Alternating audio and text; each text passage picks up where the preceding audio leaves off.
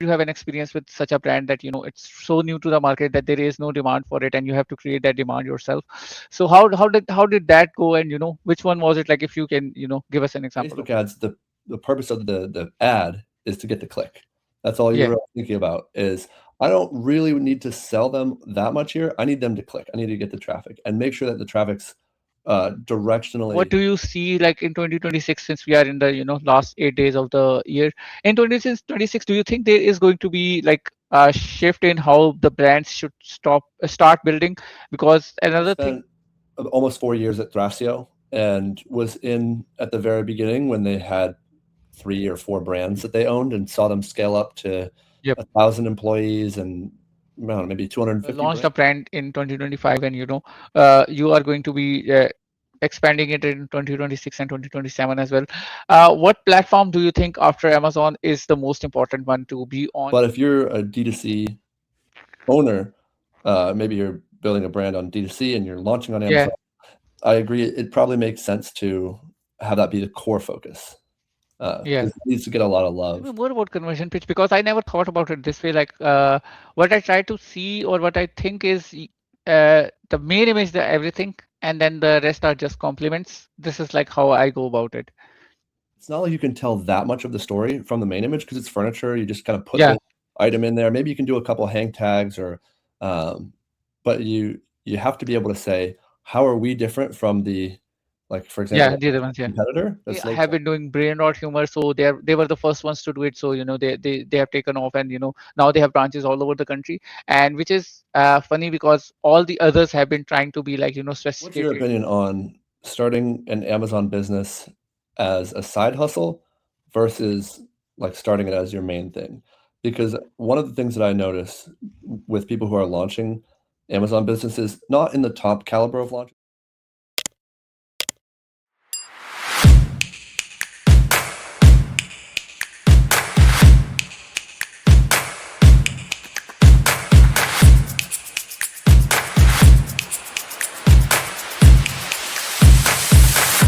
Hi Dave, how are you? Doing good. So, Dave, when we started talking, like we were talking about the year, and I think, this has been kind of recovering year for Amazon space. Like, what do you think? I think Amazon is recovering right now. Like, as opposed to 2024, it was like 2024 was weird year. I think. Yeah, it seems this year still a lot of new brands coming Yep. into the space, making a splash, just totally different way. Um, yeah, 2025 definitely evolved a lot with the tariffs and all that. Started out a little shaky, and but overall, I mean, it was a good year with traffic. A lot of, and I had noticed a lot of new developments. Amazon's pushing a lot of new changes. So it seemed like there was a fair bit of announcements in 2025. Yeah, it was. I think it was too much announcements. Like every day you come in and you see, oh, they have like they. I think 2024 they were just focused on like making it visually better, the whole advertising console and stuff. And this year they were like, okay, you get a videos, and then you do this, and then more automation, more placements and stuff like that. You might have seen that the sponsor product video placement, which Yep. is still a weird concept for me, but it's out there. So I'm testing it out as well. But yeah, I'm like, where does it stop? Like, where do they stop? I don't think Amazon has a stop button. I think as a brand, it's very easy to get overwhelmed of like, Yeah. okay, should I be on TikTok Shop or should I be running, these new AMC audience ads? For Yeah. a new brand, it can be way overwhelming to figure out what do I actually need to do and cut through all the noise of like, what are the Yeah. 5 things that are critical that I should do for my first like year, 2, 3 years in business on Amazon? Because you just Yeah. get thrown all the shiny objects and it really you don't need to do everything. You just need to do a couple things well, and then build one thing at a time onto your business. It's Yeah. yeah, any ecom brand owner that's like started in the past couple years probably can relate to that of just like there's a million things that you could do in Yeah. theory to push the business, but you have to choose like three. Yeah, that's right. And I have this, one of guys in here is like, he like we consider him a really marketing guru. And the thing is, he doesn't use advertising at all. Like he's more of a virality kind of guru. And whenever we are talking to him, I'm like, I spent like 100K in ads this month, and he's like, I can actually get you this much ROI without running any ads. And I'm like, yeah, this is a whole different game. But for an e-commerce seller, you know they have to look at everything, and then they have to choose one, because each thing is so different. And yeah, it's a very weird game out there. So Dave, based on you, like, you were, I think, the first marketing hire at Threshio, so you have seen a lot of that life as well. In the start, the whole, aggregator space was very exciting and, very fast paced as well. And then it kind of, went all over the place. So, like, I want to talk a little bit about that, but I'm not sure where to begin, because it has like so many things happened within that it's just hard to grasp anything out of it. Yeah, and I think when you're looking at the aggregator space, so I spent almost 4 years at Thrasio and was in at the very beginning when they had 3 or 4 brands that they owned and saw them scale up to Yep. 1,000 employees and I don't know, maybe 250 brands by the time that I left. And the key thing about aggregators, why they had such a hard time, is because managing an Amazon business is it takes like a special love Yeah, from yeah, yeah. you know. It's a Uh, different skill set. Yeah.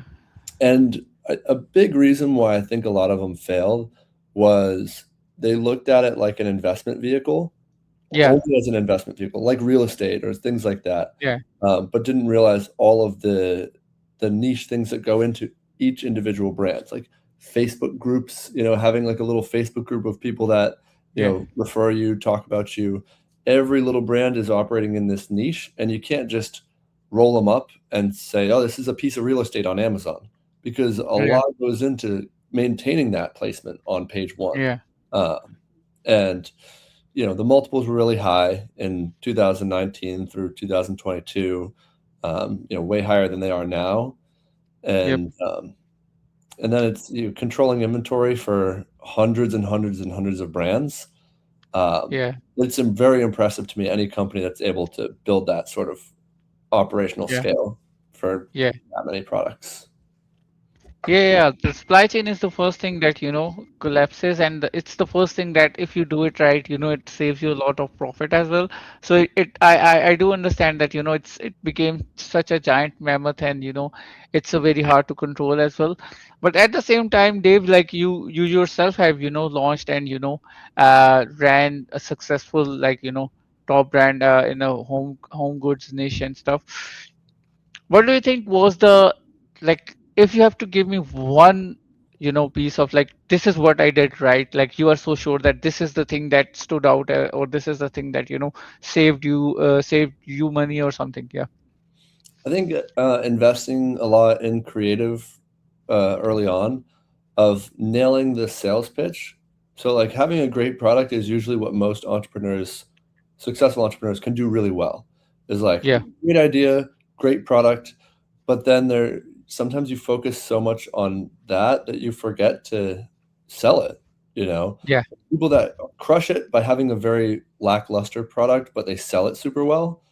And you see this a lot in the supplement niche. Is It's just like a basic supplement. It's Yeah. not gonna blow your mind, but people don't spend enough time laboring over the sales pitch and just Yeah. testing, coming up with all these different things, testing it with people, seeing how they respond. So I spent a lot of time early on um, building that sales pitch. So my conversion rate when I had under 100 reviews was, you know, 25, 30%, Nice. really, Nice. really high conversion rate. And so that Yeah. way I'm not killing myself on traffic, because traffic's so expensive on Amazon nowadays, especially in Yeah. my niche, super expensive. So that Yeah. saved me a lot of money. If I converted at Yeah. 5% or 10%, I'd be Yeah. screwed, you know.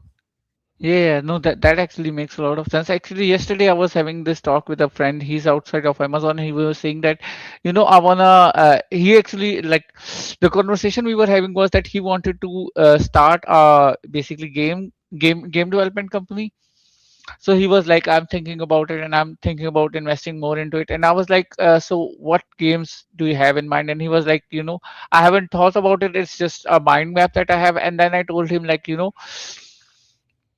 like what I told him is you have to go into like either you build a really really good game like that's on the GTA 5 or GTA 4 level, which is going to take like at least 100 million or at least $1 million just to get it right, because you have to create a story and then you have to create the characters around it, and then there's a labor requirement, there's a graphics requirement and stuff like that. And then I was like, or you can create an educational game for kids and then market it to parents that this is a good game. Like if you make parents believe that this is a good game, like this is an educational thing for kids, because every kid has an iPad now, that is way easier and less expensive than creating a really really good high end game that people will yeah. So yeah, so it's very important to nail the who is going to buy it and why is he going to buy it, and why will it have more downloads, and why how to make the people stay on it. Yeah, and a lot of Amazon sellers fall into one of two buckets. One is there's already an existing idea and you're making it better, Yeah, right? And then the other one is something entirely net new to the platform. And both have their own challenges, right? When you're like a Me Too product, which is, yeah, just a kind of bucketed way to say it, but like when you're launching into a niche that already exists and yours is better or different, it's hard to conquest traffic because people are already used to buying product A, and you're coming in yeah, and saying, "Hey, don't buy product A anymore because mine does this or does that," and yeah, that presents its own challenges. There, you have the traffic, but the conversion is yeah, hard. And then the other bucket is we're creating something entirely new, a problem that like no one solved before. yeah, Nobody even knows to search for that, yeah, right? And so both you have to have a really strong sales pitch, but one at least the traffic and the demand's already there. Um, and so the common denominator with both of those is you have to nail your selling. And Amazon's a small detailed page. People don't go on there and explore and read a bunch. They type a keyword, they're shopping this, that. And so you have to tell a story that's like quick and powerful. You know, yeah, I see a lot of listings that try to say too much because they're used to yeah, B2C brand, their website, they're used to having a whole, someone's attention for over a minute. Amazon, yeah, it's you got to nail that click, and then it needs to be more like a sales funnel. yeah, Conversion yeah. is what we call it, conversion page. Yeah, yeah. So, yeah, tell me more about conversion pitch because I never thought about it this way. Like, what I try to see or what I think is the main image, the everything, and then the rest are just compliments. This is like how I go about it. Yeah, the main image you can do a lot with, depending on what niche you're in. But some niches, you're not really able to tell the whole story. Like, take, for Yeah, example, like a teak shower bench. I talked to a yeah, company doing those. And it's not like you can tell that much of the story from the main image because it's furniture. You just kind of put yeah, the item in there. Maybe you can do a couple hang tags or, um, but you have to be able to say, how are we different from the, like, for yeah. example, The other ones, yeah, competitor that's low quality yeah, with just the main image. And there's a couple other things you can rely on is reviews, yeah, having established reviews. And then when you get to the detail page, capturing the sale there by saying this is us versus them, difference in quality, difference in yeah. feel. But yeah, main image is where obviously you get the most eyeballs. So Yeah, so the click needs to happen there, and then it needs to be like I remember like I was going through like I started having hair fall, so I was going through hair serums and stuff, and there was just one where there was a man with really long hair, really, really long hair. Like all the other ones were, just a shampoo or hair stuff in there. But there was this one man with really long hair, and then this was this bottle, right beside him. And I was like, this is so like this actually makes sense. Like this is where I stopped scrolling. I was like, this That's what you're looking for. Yeah, yeah. So interesting. So I was like, this is where like they did get me converted. I don't know. I don't know about A/B testing, but yeah, I was sold because it was so funny. But at the same time, it actually made sense. Like the hair are long because they are not they are not falling, and then this is why they are not falling, and that's it. Yeah, and I think you can look at it kinda like from a ads perspective. Like, before I was Yeah. doing Amazon, I've been doing this for about 8 years in Yep. Amazon only, but before this, I was doing Facebook ads. And that's kinda how I got my start in Nice. e-commerce. And with the like, Facebook ads, the purpose of the ad is to get the click. That's all you're Yeah. really thinking about is, "I don't really need to sell them that much here, I need them to click. I need to get the traffic," and make sure that the traffic's directionally ready to convert. You don't wanna get Yeah. bad clicks, that's for sure. Yeah. But CTR is everything with that main image. And Yep. so the way that I've always thought about it with Amazon is the main image should directionally get you high converting traffic, but it should be optimized to get the click and get the Yeah. eyeball. And then your detail page is what you have to perfect to close. And so, it should be the main thing about, like, a close, it should be quick. If someone Yeah. has to scroll around your page or they have questions and then you're not hitting them and answering, like you said, if you're not showing them the long hair right Yeah. from the get-go, then your detail page isn't really doing what it's supposed to do. It's confusing people more than just saying, "Hey, like, buy this now. This is what you want." Yeah. Yeah. That actually makes a lot of sense. So, Dave, like there are a lot of other, not a lot of, obviously there are, other platforms, TikTok shop and stuff like that. Even, Instagram is also becoming a little bit more into e-commerce as well. If you have noticed, they are, trying to push that side as well. There's Walmart and there is other as well.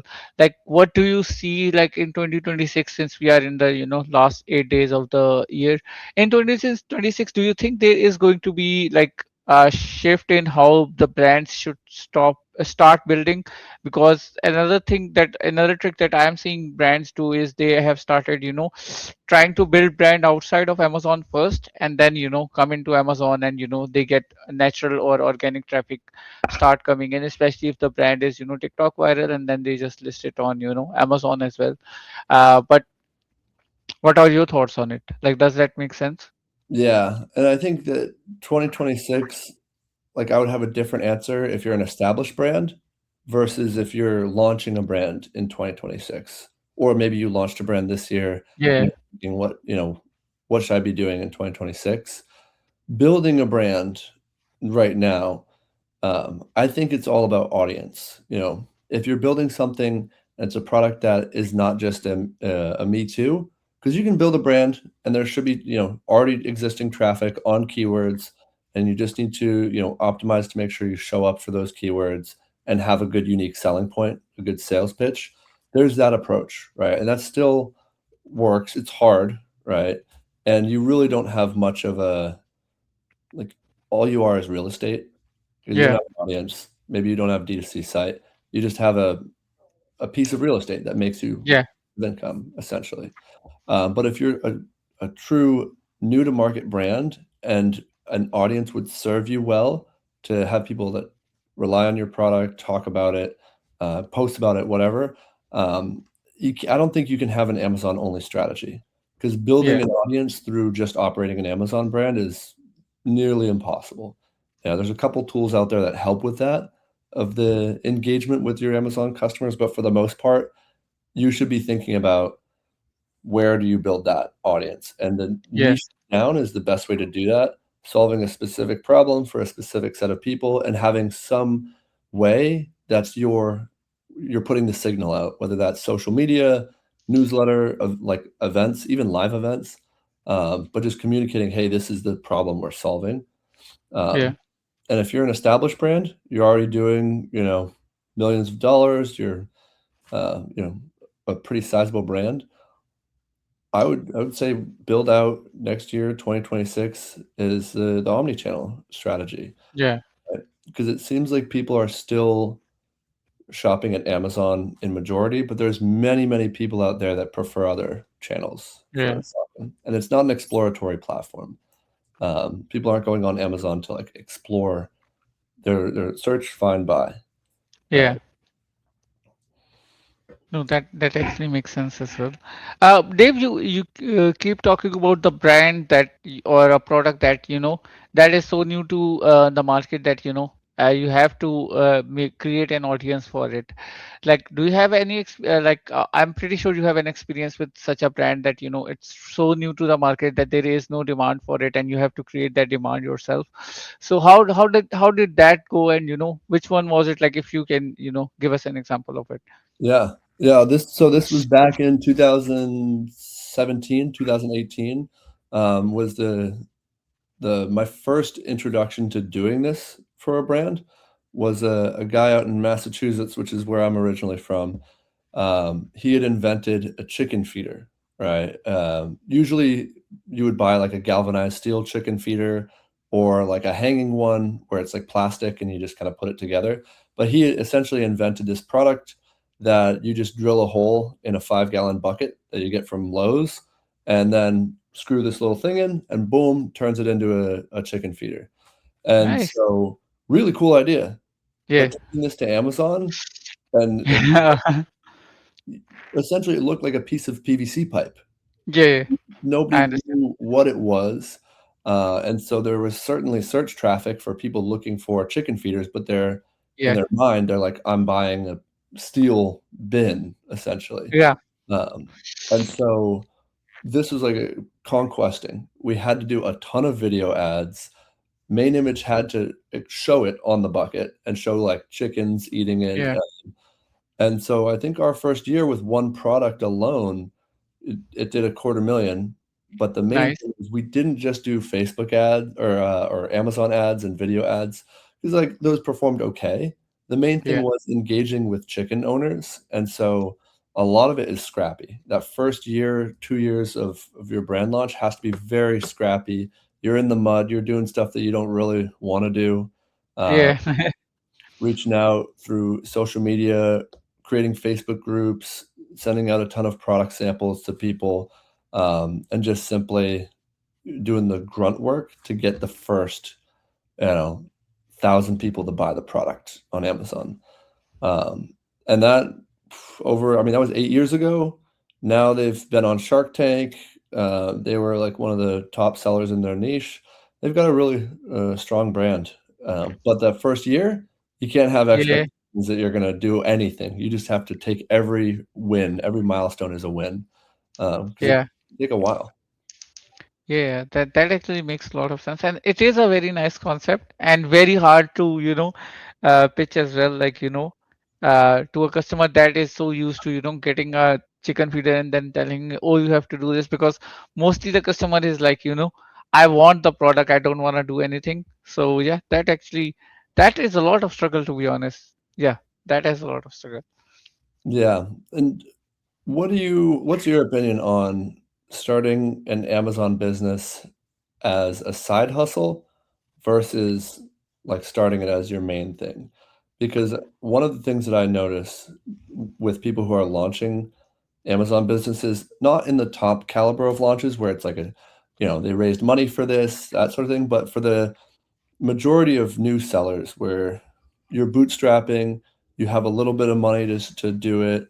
Um, do you recommend side hustling for the first year or 2 years of operating that, or just go all in, put your chips in the middle, invest everything you can to make it happen? Um, I'm curious your To be thoughts. honest, like I think, like as much as I have done Amazon, I think it is a full time, thing.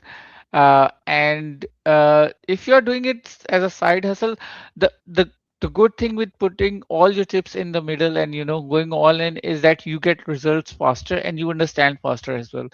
So if your product is bad, you can have 3 months of downtime and then you can be back to doing whatever you were doing before, and that actually saves you. But if you have a side hustle, if you keep it as a side hustle, you will be slowly draining everything, and in the end, if it doesn't work, it's like you are just disappointed, and you and also you keep thinking that, oh, if I had put in more hours in, I may have gotten it. So yeah. Yeah, I go back and forth on this because I work with a lot of guys that are in like the startup mode. Um, but I guess it's from the frame of reference of like working with an agency, right? And so if you're someone that doesn't know Amazon and you don't want to know Amazon, you just have a good product and you want Yeah. to hire marketers. I think it's probably a different scenario of like, okay, you're good at X and you're hiring people that are good at Amazon. And so it's Yeah. just setting the budget to that. And then over time, seeing if it's succeeding or failing. But if you're a D2C owner, maybe you're building a brand on D2C and you're launching on Yeah. Amazon. I agree. It probably makes sense to have that be the core focus Yeah. because it needs to get a lot of love. There's, Yeah. like I said, even this year alone, there's like 5 different major things that brand owners like should consider rolling out. Like you mentioned, the sponsored product, sponsored video, sponsored product video, AMC audiences. And it's like if you're going to be the best at Amazon and succeed on Amazon, you really got to be on the ball. You Yeah. can't kind of only check in a couple hours a week.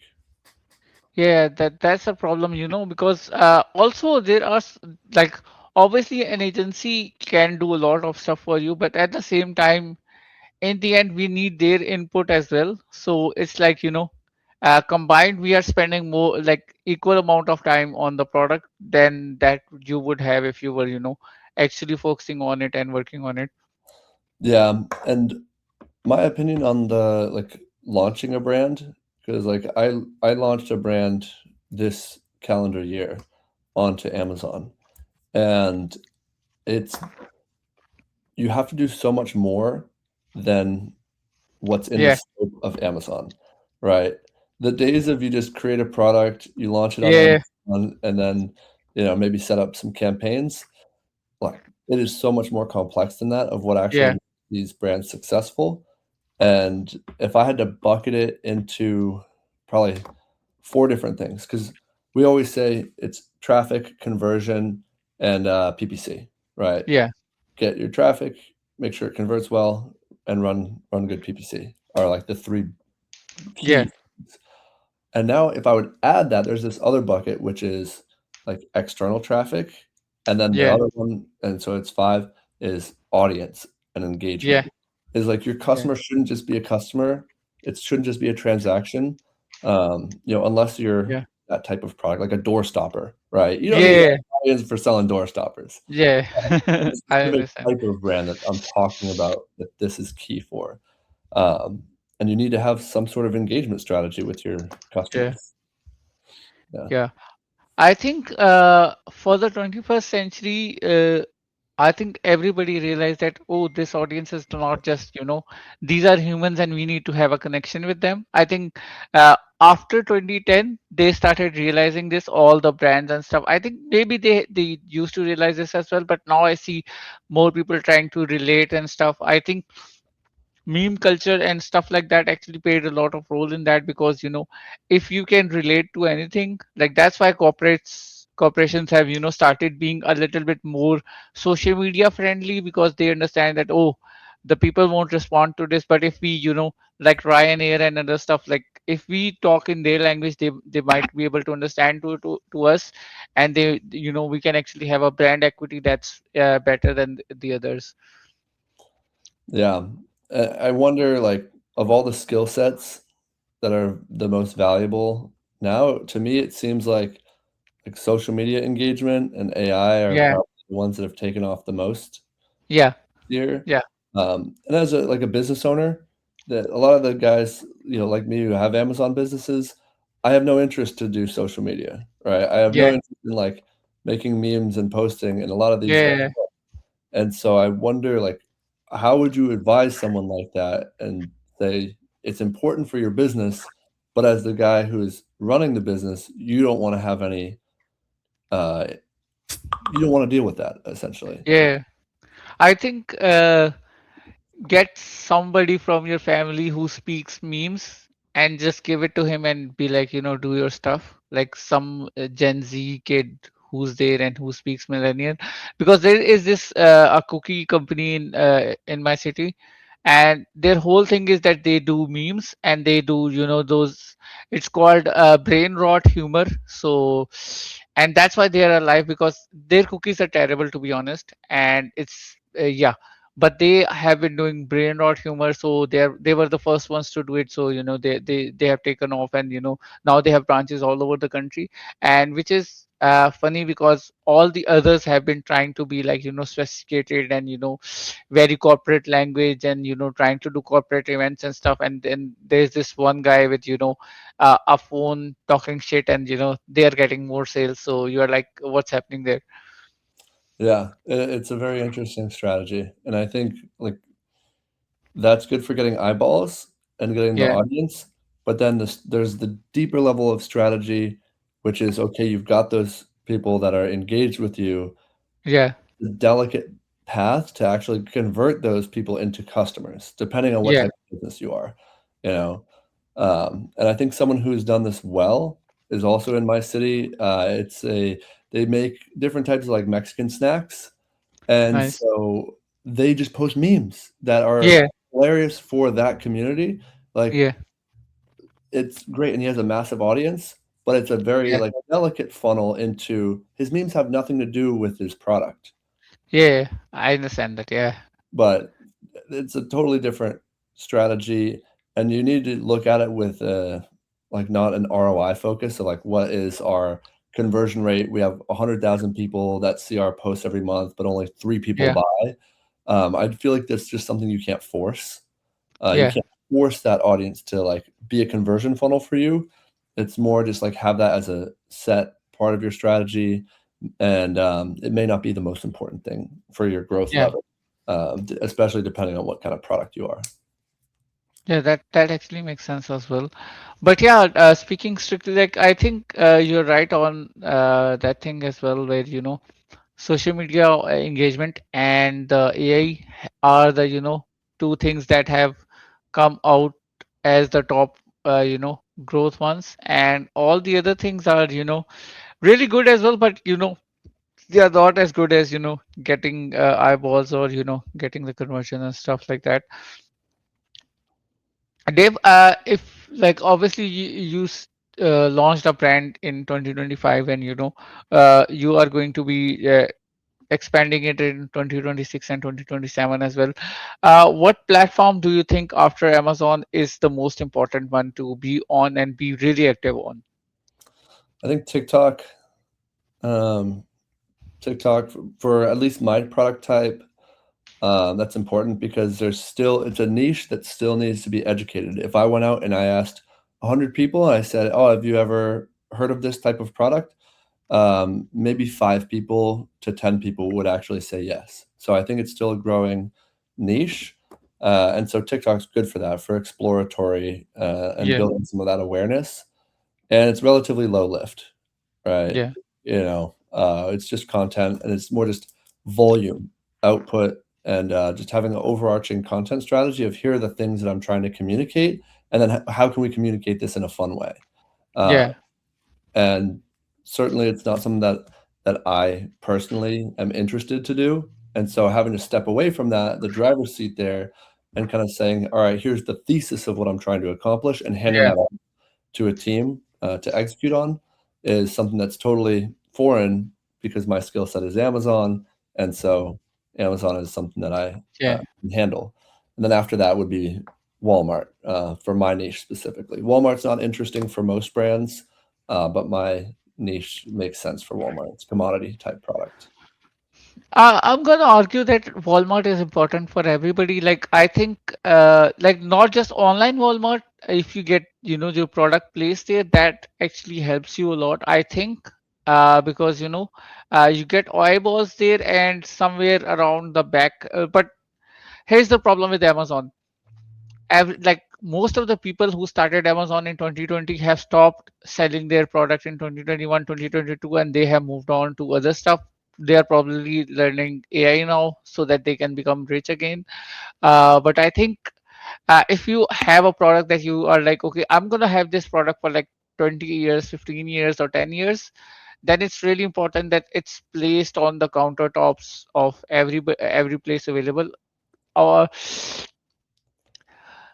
my counter argument to my own argument is that, but the physical stores are closing, but at the same time I think people still love to go out and look at the stuff instead of just buying. So I think that would help them, not now, maybe after 1 year, 6 months down the line, whenever they need your product, they're like, okay, I have seen this product there, so it might be good. Yeah, I like Walmart. I've done quite a bit of work with Walmart and have a good relationship there. We've got a special relationship there with them. Uh, Nice. I will say I worked with one of the top 100 sellers on Amazon that has a portfolio of about 250 products, uh, Nice. do close to 100 million a year on Amazon. They had a lot of their products on Walmart as well, and the traffic and the revenue when you're at that level, um, it's just not really comparable. Yeah, Yeah, yeah, especially if you're a new business owner and every hour that you spend on something is so critical, you need it to be worth the squeeze. yeah, But yeah, that makes Walmart sense. has done a very good job recently of making it a very low lift to if you're an Amazon seller, you can also sell on Walmart.com with, very minimal lift. Yeah, Um, but just go in with expectations that the traffic's not as high. yeah, The traffic's nowhere near what it is on Amazon for most niches. Um, but I like your point of your online reputation. When someone is looking for you, you show up, and your yeah, eyeballs, they type in a keyword, toothpaste. Let's say you're a toothpaste yeah. seller on Walmart, you're there. On Amazon, you're there. So that I do think is important. Um, I will say certain brands stay away from platforms like Walmart uh, because of the connotation with branding. Like they want to keep their brand image, um, a certain way, and so they prefer. Oh, yeah, yeah, yeah. That And makes sense. Yeah, and this is that also that was a something, point I never considered. Yeah, yeah. I never considered this. Yeah, that makes sense. And I think that's what held up some brands, D2C brands, back from going to Amazon because that perception. But now Amazon is just it's a sales channel, right? Yeah, Simply, even if you don't show up there, maybe someone else is going to sell your product yeah, and yeah, you. And it's just a transaction. People who prefer to buy stuff off Amazon, they prefer to buy stuff off Amazon. Like for example, I was shopping for the North Face jackets for a gift for the holidays, and I typed it in on Amazon. And yeah. I actually just made a post on LinkedIn because Amazon has the new program beta with North Face where you can actually buy on Amazon even though it's coming from their site, and it says shop. Nice. Like it's the AI agent. You'll have to check out the post because it's cool. It says like our AI will go to their store, buy it for you, ship it to you using all of your Amazon account information. And so you don't even have to Nice. leave the Amazon app and you can buy Yeah, from the Face website. It's pretty awesome. that's good. That actually makes sense. I once I or- like I wanted to buy a laptop, and then I went on like Asus on Amazon, and I didn't buy it from there. I bought it from website because I like something in me said that you should do a big transaction on a safe, checkout page. And then I had to wait for it for 5 days, and I was like, I should have ordered it on Amazon. It would have reached me the next day. So that's the lesson learned. Like I do all my big transactions on, like if I can, I do it on Amazon so that it can reach me, faster. And yeah, Yeah, and people are just used to the Amazon UI at this point. Like if they have a yeah, customer service question or need to do a yeah, return, it's very simple. Yeah. So Yeah, the return is very simple. If I don't like it, I can just return it. But if I don't like something off of a website, then I have to call the customer support or, do so many things. So yeah, that actually makes sense. Yeah. yeah. Dave, thank you so much for taking the time out. I understand that, these days are very critical, and also, it's very near the holidays, so you have to do both the stuff for the company and for the family. So I understand that, it was a very critical time for you. Thank you so much for coming on the podcast. Do you have any closing remarks? No, no. I mean, if you want to connect with me, get in touch with me. LinkedIn is the place where I'm most active. So, yeah, thanks for having me on, and great to Sure, chat through sure. all these things with you. And Thank you yeah, so hope you much. have good holidays with the family. Yeah, you too, you too. Take care. Bye. See ya.